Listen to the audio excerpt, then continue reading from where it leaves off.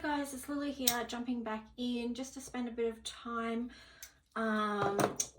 reading the next universal law that we're going to go through. I'm not sure which one that is, but we'll soon find out. But also too, I was just going to quickly show you, for those of you that don't know how to work out your life path number, I'm just going to quickly show you how to do that. So, all right. Okay, so what you do is you get your birth date. So I'll just use mine as an example. I'm going to give away my age here. Doesn't really matter. So you write your birth date out. Oh my God, so I wrote 17. Yep, I was born in the 1700s. Okay, funny. Maybe I did have a lifetime then, you never know. All right, so then you add these numbers up. So 2 plus 9, that's 11, 12, 13, plus 9 is, 13 plus 9 is 13, 14, 15, 16, 17, 18, 19, 20, 21, 22, 23, 24, 25, 26, 27, 28, 29, and then plus the 6 is 35. So if I add all those single digits up together, it goes to 35. Then you add those two together, so you keep reducing down. So then 3 plus 5, oh sorry, no, you add it. So 3 plus 5 is 8, sorry. I haven't done this for a while, but yeah, anyway, so then you get, so my birth number is a 35-8.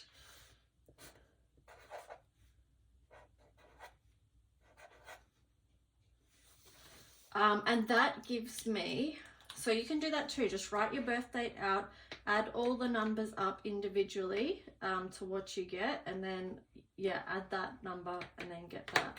So hopefully that makes sense. Don't know if I explained that well, but anyway, I'm sure you get it. So here within this book, it's you know, so depending on your birth date, you're going to come up with a different number. So then you go to this book and you find out what you're working with. So you can see here there's different numbers. So number 5 is working with freedom and discipline. So that's going to be one of my things that I work with, because I've got 5 within my number, within my birth numbers. And then so if you go a bit further,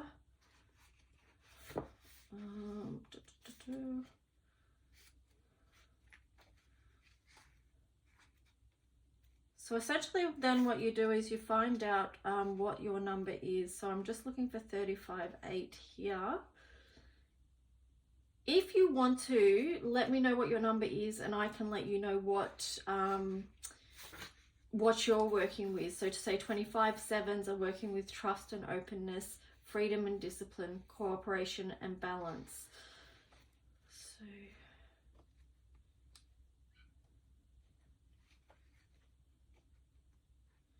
and I'm going to show you in the cards as well in a minute. I'm going to give you a bit of a visual.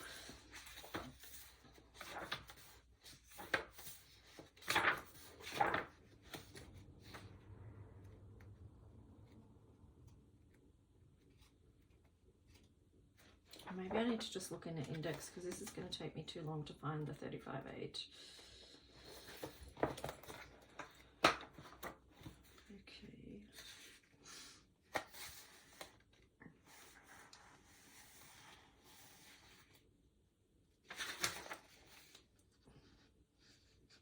There we go, 277.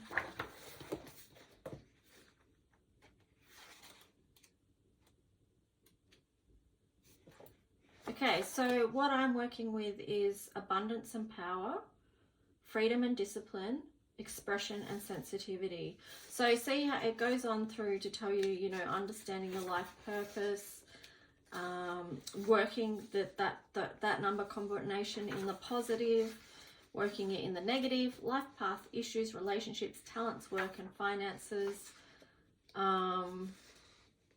just things like that, you know, keys to fulfilling your destiny. So yeah, it is interesting. It can just help you along your path. But yeah, if you work out what your number is, I will let you know what themes you're working with. Also too, with my deck here as well, part of readings I used to do with the color mirror system, you can do like a birth date reading. I can do those for people, I just don't, I haven't been doing them because I've been offering other things instead, but you can do your soul reading and, you know, your life path numbers with the color mirror bottles. So I thought before, just one cool thing I can do with this deck, my deck as well, is look at my birth date in colors. So, you know, you've got your birth date there, so whatever day you were born on. And then if I look for 35, okay, so the inner guide. And then I need an 8. So 29 is grace under pressure. And you know, that reduces down to 11 as well. So it really can show you some themes of what you're working with in your lifetime.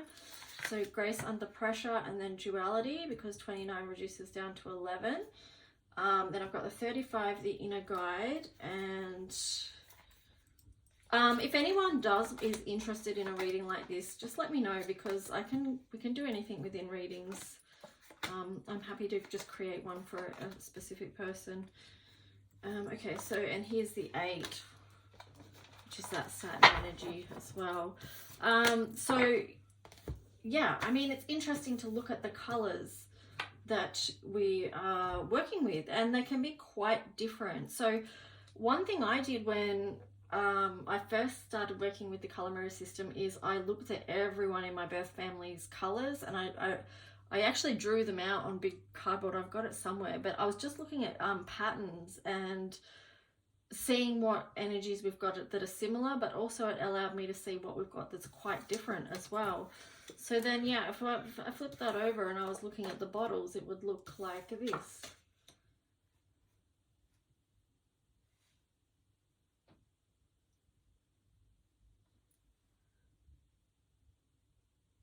So yeah, we get more information within looking at the colors and what they actually mean, as well as the numerology of it as well. Yeah, so it's interesting to take a look at your bottles and see what it is that you're working with, and it can be helpful, especially if you're living a very challenging life path. You know, you come here and you're trying to master a lot of things. It can be helpful to look at that insight. Cool. I'm just looking at the cards when all those colors. Sorry, getting sidetracked. Anyway, that was just a little bit on that.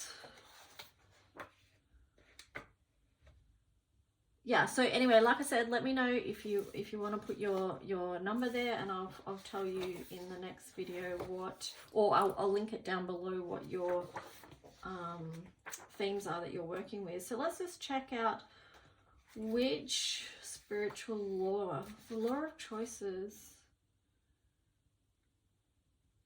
I think we might go with this one because this is the first one that came up. So let's just go with this. So the law of choices, the most basic choice we have in life is whether to expand or contract, whether to bring our creative and expressive energies out into the world in positive or negative ways. No matter what our circumstances, we have the power to choose our directions. In each of us are heroes. Speak to them and they will come forth. It just says anonymous there. So most creatures on Earth have a relatively narrow range of conscious choices. They work primarily through instinct and adaptation. In contrast, we humans have far-ranging powers of choice. Our daily lives consist of a series of choices and exercises in free will. Whether to get up or stay in bed, what to eat for breakfast, what to do with our day, whether to change careers, go back to school, or continue a relationship, and so forth. Depending upon our circumstances, we may experience many choices or few choices. Mental illness or other incapacitation may distort or limit our power of choice. Clarity of mind enhances it. That's very interesting. I've been reflecting a lot lately on environmental impacts and how we, environment is huge, and depending on what environment we're in does impact how we are able to flourish and grow. So it's really coming into my awareness now how the absolute importance of environment. Yeah, so circumstances. This is huge, just this bit right here. Clearly, we don't all have equal choice over our circumstances. For example, if we have wealth, we can choose to fly to Europe for dinner. If we live in an impoverished country, we may choose to eat but find no food available. If we are bedridden, we may choose to run through the hills but find ourselves unable to do so, except in our imagination. Physical circumstances can indeed limit our physical options.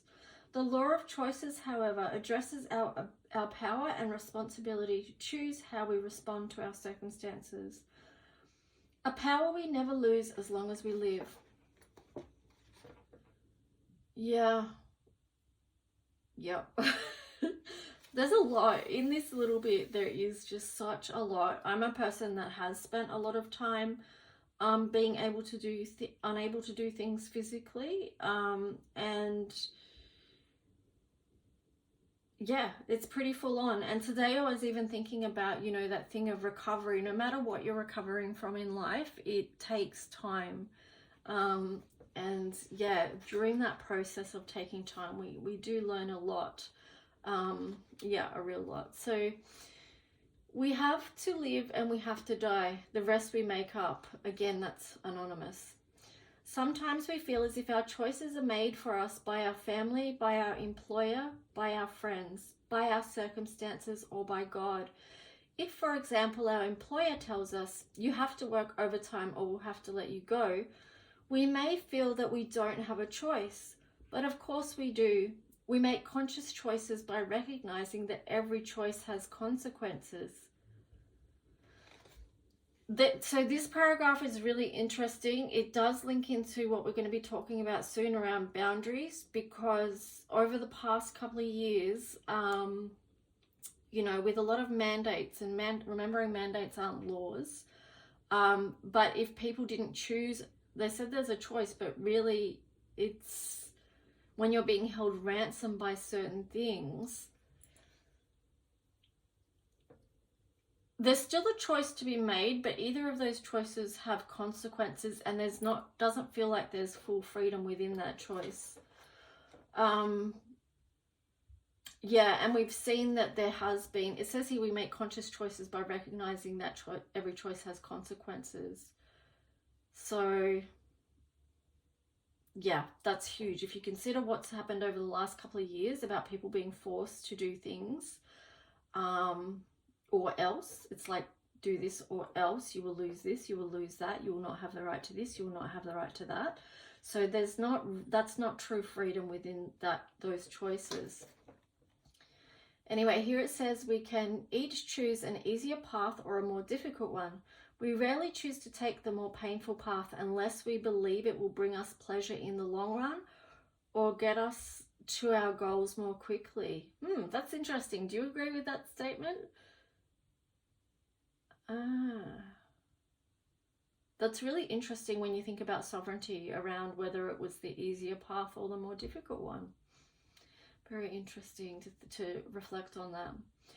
The fewer distorted or limiting beliefs we have, the greater our power of choice. We also need to trust the intuitive messages from our subconscious, which may choose experiences or attract people into our life with results that we don't consciously want, but that we may need for our highest good and learning. The more we honor the law of choices, the more clearly we can live our life on purpose and by choice, taking responsibility for our directions rather than viewing life as something that just happens to us.